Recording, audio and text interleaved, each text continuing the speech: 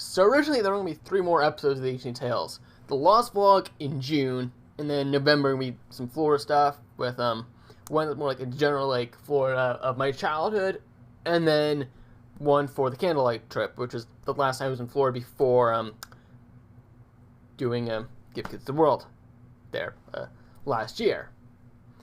But with this thing going on, I've decided to do more, since I don't know when I'll get back to the parks and all. So today, I'm going to do some more of a story of my life type deal. A bit more personal than last time. So get ready, here we go.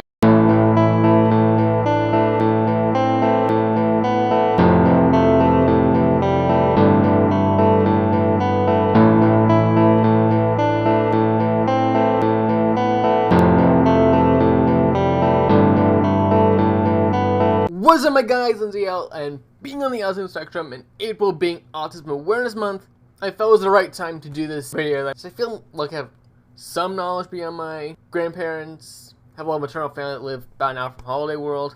One pair in North Carolina, a few hours from Dollywood. One of my great-grandparents who died in 2004 knew me, who was born in 2000, and then had a grandparent that was born in 1812.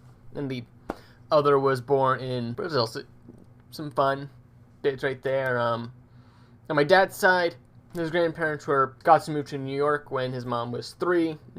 Never speaking for even for mutuals. My dad's family is off limits. His brother, I do say that his brother does live locally, and he has an older sister by 3 years who lives in Africa. And he still went to Africa even into his college years. Yeah, they went on like elephant rides. He ate cheetah. But a few of his friends from college over the years, I'll get more specific names and all of that in a future one. One group I'll talk about today, because I know them off the top of my head, is the Crizzolis. There's 3 channels with that. Matt, who's the oldest and has the original channel, which was started off as Lizardman 31166. His sister Holly made her own about 3 years ago, and then they done some big adventures as well with Antarctica, India, Africa, and that channel is simply called Crizzolis. So, us kids first met in 2004 in Niagara Falls. I'm right smack in the middle of them. Matt's a year and a half ahead of me, and Holly's like another year or 2 behind. So, yeah, I think that one of the ships they had at the time at Niagara Falls was called May the Mist. So we went up there. We only went on the U.S. side because I didn't have a passport till 2009. And that was when I first went down to Mexico and stayed at Moon Palace in Cancun. I would go down to Playa Car and do Chichen Itza and Tulum when I was in 7th grade over Thanksgiving break. And then I would do the Hard Rock Cancun, which was formerly Cancun Palace, when I was in 12th grade. That was some pretty good times. There's a few posts on my Instagram from there, so check it out at @LY_entertainment. Being my parents went to Playa Car, which was in the Riviera Maya. They also went to for the very first time they went down to what is currently the Hard Rock in the Riviera Maya that started off as Aventura Palace. And it's a very big resort like Moon Palace, except they split it in half, where one half is more like adults only, the other half is more family oriented. And after Tulum, we stopped there for lunch, so I've seen all 4 that they have, because one, they only did with me. Playa was their main one.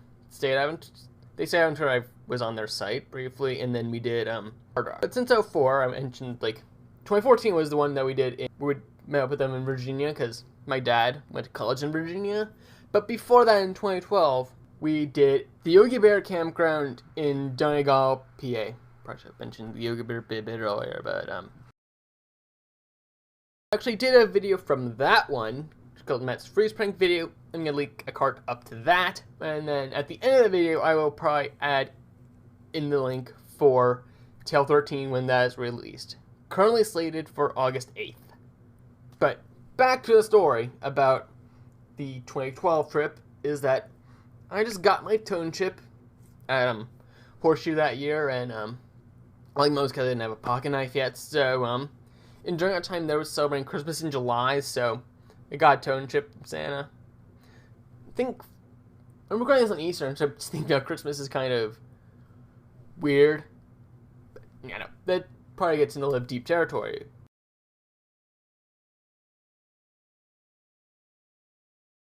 Yeah, I just feel it's like a symbol of the season, if you get what I mean.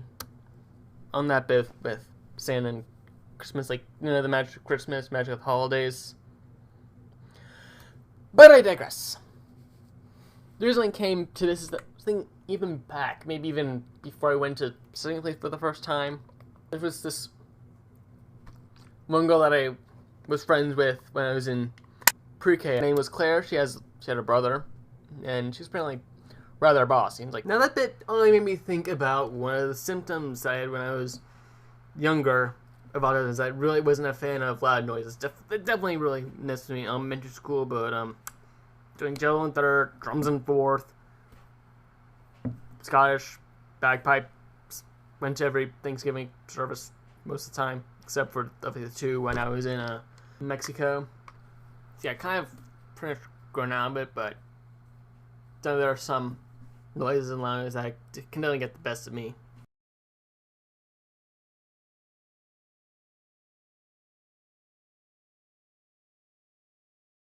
So pretty much, by the time I was in 10th grade, my IEP was running for extra time test, which I didn't need, a skills class I'm satisfied that I took. This would be a nice guy. He also worked with the Conestoga wrestling team. I also used my support time, which helped get through stuff that takes a long time to do, such as writing and math.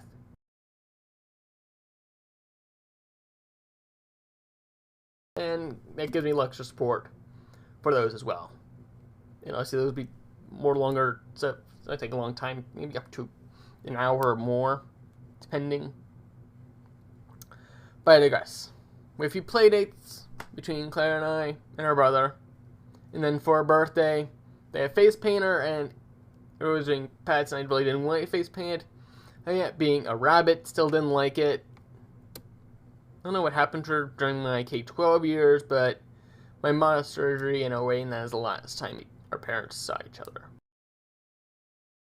And kind of shortly after that, going to kindergarten and all that, and being in the power at the time, so like SPD was out when I was going into kindergarten, so K-32 was pretty much this long Power Rangers story that I've come to call, after the fact, Age of Anarchy. Don't even know if the plot would connect to that, but before they were more like fun, smaller stories, and bits that kind of changed out over those 2 years, and those two were not PR related, because by like 2008, 2009, 2010, I knew Overdrive, Jingle Fury, and RPM existed before getting back into the fandom, and I did have 2 things from Mystic Force, even though I wasn't sure what that was at the time. But I also want to mention that I got a lot of my music taste from my parents. Like, they had the Celtic Tides album, which I know is Jimmy Clinton's Feel So Near in Caledonia, as well as the Burgundy Solace's version of Man of Shores on that. Capercaillie, if I said that right. His Fear Adaming, that might be my favorite song today, or Feel So Near. Burgundy was one of my favorites of my childhood. My dad has a lot of good 80s stuff. Boston, Roxette, Dire Straits, GTR, Bon Jovi, Falco. It has a few MTV Unplugged albums, which includes the one for the Course, and that goes to like early 2000s or so. My mom loves Stevie Nicks. I actually created a whole rock and roll playlist. There's some Fall Out Boy and some other stuff as well. I don't know if they have albums for those. Yeah, I'm going to do a link to that as well for the playlist, which is called Rocks and Roll, which is the playlist I made. You can look at my playlist as well. But also, speaking of these times out, right, I've had a lot of extra time to work on the wiki. My fanfictions. Tony Jujubee talked about my more LGBT-centric adaptation of Denziman and Sun Vulcan called Partners GSA, but with Raisoja and Kira Major out, I've kind of worked on a semi-interconnected story where the Druden and Jotunheim are the same organization called the Nether Star Clan.